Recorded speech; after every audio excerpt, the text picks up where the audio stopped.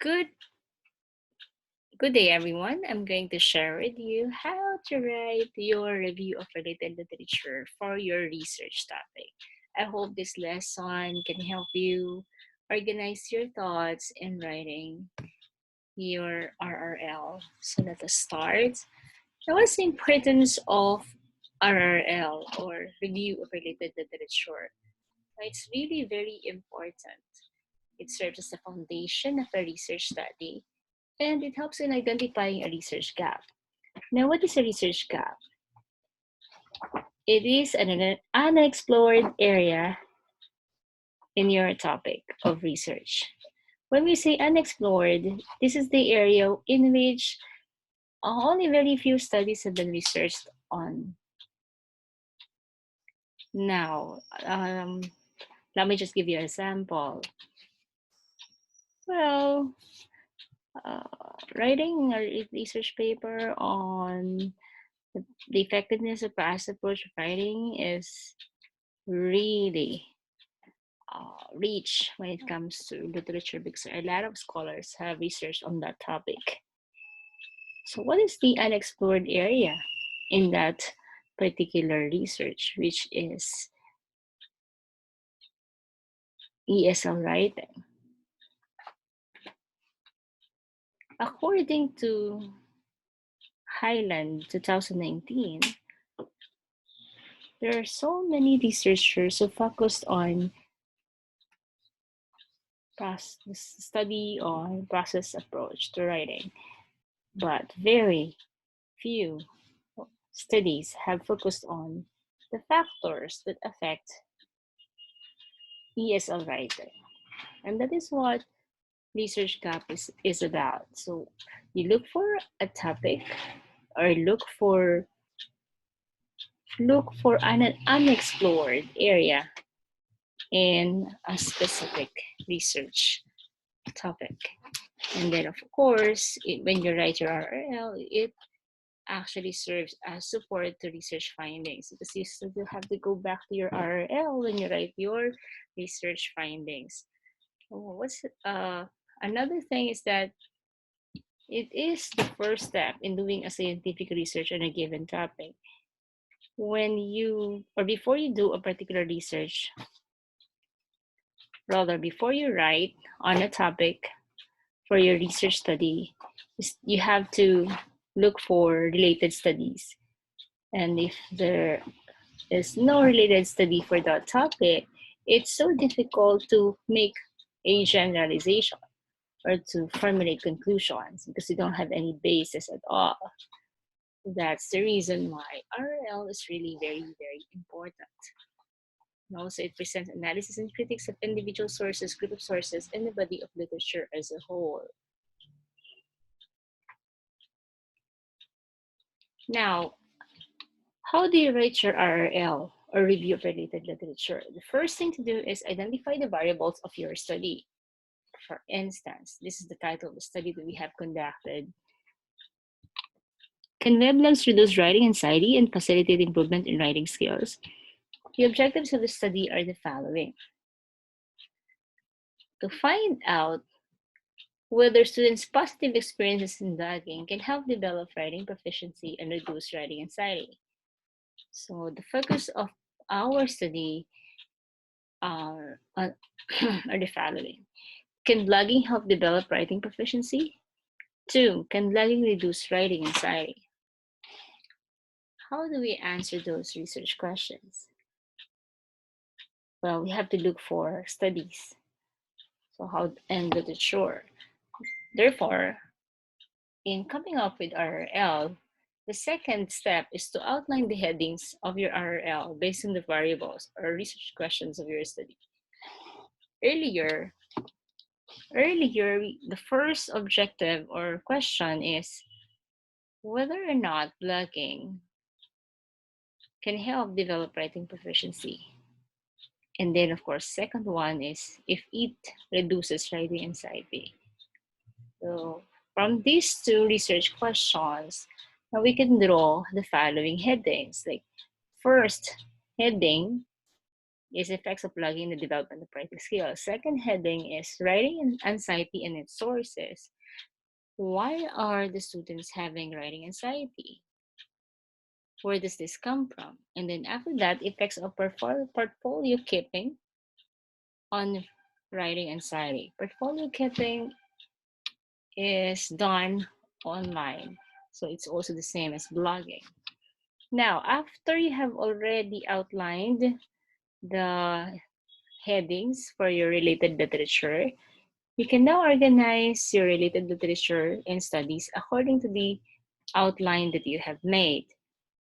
Now, be sure that you have done a lot of research. You have surveyed the different studies and literature and identify which belong to the first heading, like effects of blogging in the development of writing skills. Now, to give you an example, you have here the heading for our RRL. We have here a heading for our RRL. Now, effects of blogging in the development of writing skills. So it has to be without S. Anyway, just correct that. Weblog or blogging has evolved from a simple online diary for self-expression to a complicated educational tool for academic writing. And weblog is viewed as a means of developing students' writing proficiency according to the following authors: attitudes towards writing, and ability to critique others' writing. In addition, Anderson found that students' involvement in blogging improved their academic writing skills in terms of content and voice. However, blogging alone may not suffice to help students enhance their writing skills. Peers and mentors' feedbacks and essays are essential to help them become aware of their writing problems. So we have another author in the person of where who found that language learners are appreciative of their partners' individualized feedback in their blog posts, with some even correcting their grammar errors. However, transcripts show little percentage of corrections on form. This finding indicates that students only provide grammar corrections unless given explicit directions. Notice that this paragraph supports the heading, which is effects of blogging in the development of writing skills. And the studies were that show that uh, come from different sources, like Jones, Roth, and Kelly. They viewed WebLag as a means of developing students at the writing proficiency. Uh, all of this, all of this actually support the heading. No? Then Anderson found out that students involved in blogging improve their academic writing skills. You only have to weave your the studies conducted into one paragraph or maybe two paragraphs to support your heading. So everything that supports the heading effects of blogging, you put that in this portion or in this section, but you have to, come up with a cohesive paragraph uh, in order to have your related literature. So notice that this paragraph doesn't come only from one source, it comes from different sources. And they all agree that blogging has a positive impact in the development of writing skills. And after coming up with of course, an essay for each or essay, or maybe yes, two or three paragraphs in support for your heading, what comes next? You have to consider your outline. So your first outline or first heading is about the effects of blogging in development writing skills. Then the second one is sources of writing anxiety.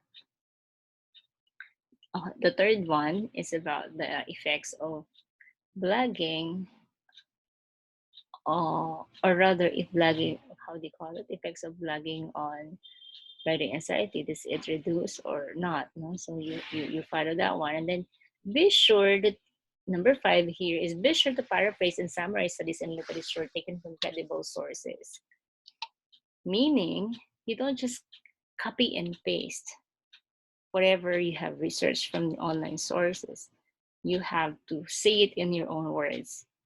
Like, yeah, you say it in a way that you don't really copy every single word there.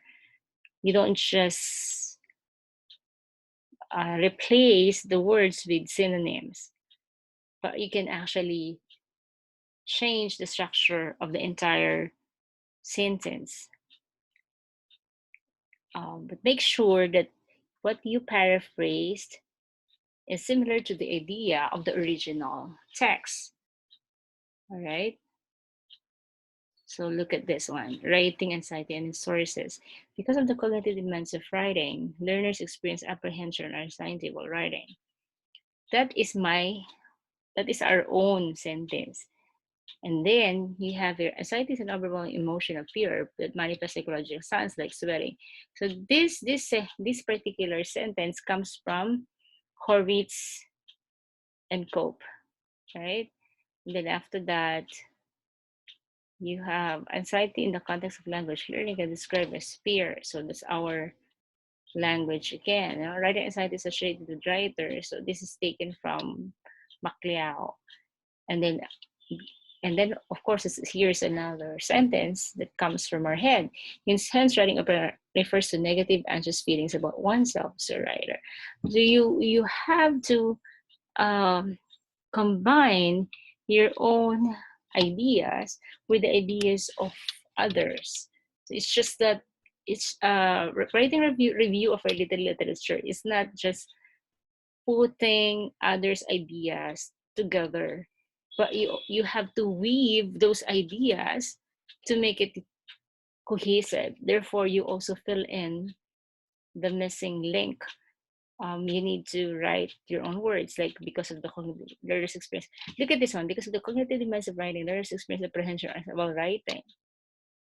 This is our original sentence.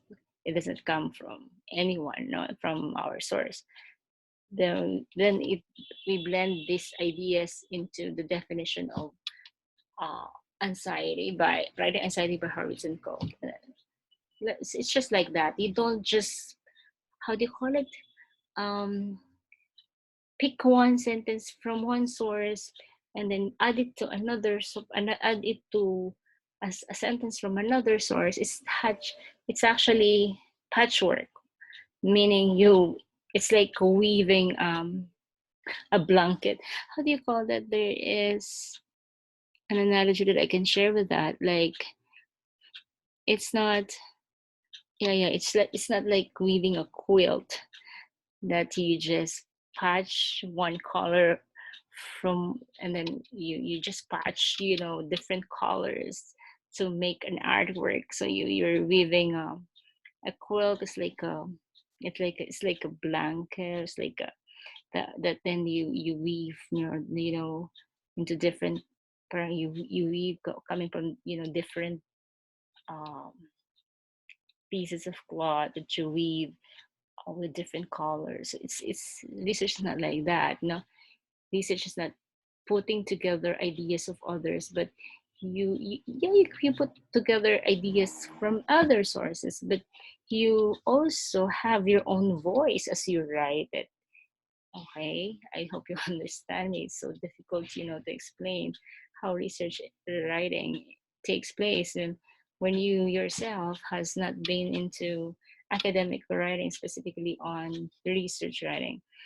And then use in-text citations and add references at the end of your paper, like this. No, all the in-text citations that you have identified, all the in-text citations in your, like this, Horowitz and Co., who else, Macleod, all of this should appear in your references.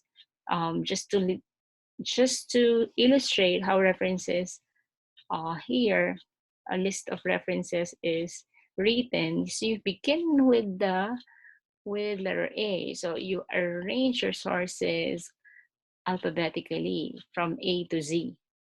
And then look at the way the second entry is indented. All right, and then single space. Next, end your RRL with a summary and the research gap. Now, this is how to summarize. What do research studies that you reviewed focus? What do they focus on? What do they talk about? There, while previous studies on blogging anxiety established the facilitative effects of technology on the development of writing skills and in identifying the sources of anxiety and the relationship to language performance, these studies lack findings on how an instructional setting that utilizes CMC, so something to do with communication are may both aid in the development of writing proficiency and reduce anxiety that are associated with the demands of writing. The present study aims at filling this gap in research. So it only means that a lot of studies how do you call this show the facilitative effects of blogging, but then little little finding or lack of studies. Rather, there are only very few uh, studies that focus on instructional setting, like instructional setting that uses technology, um, like how do you so it's not really simply blogging itself, but there is an intervention or there is teacher factor in that aspect, which this present study would investigate on. Okay, and then here the pilot study, referring to the study conducted by me and Dr. Leah, investigated whether electronic portfolio bioweblogs will be effective in reducing anxiety and in developing students' writing skills. Like this. No? So you state the summary, the research gap, what is the unexplored area in this topic or research topic of research, and then at the last part of your review of related literature, mention the purpose or objective of your study. So I hope you guys understand now how literature or review for literature is review of related literature is written. Again, let us review from the start. First, right, you have to identify the variables of your study based on your research questions. From these variables or research questions, come up with the headings for your review of related literature. Then organize what you have found out from studies. Organize these studies and literature according to your headings. And then after that, you write the review of related literature following your outline. Make sure that you summarize, paraphrase all the important findings and concepts found in your research.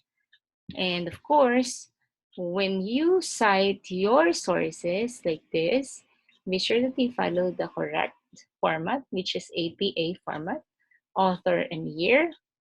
Now, when you quote the definition or a statement from a source, be sure to write the page number, and then make sure that all the sources mentioned in the review of related literature are found in your references.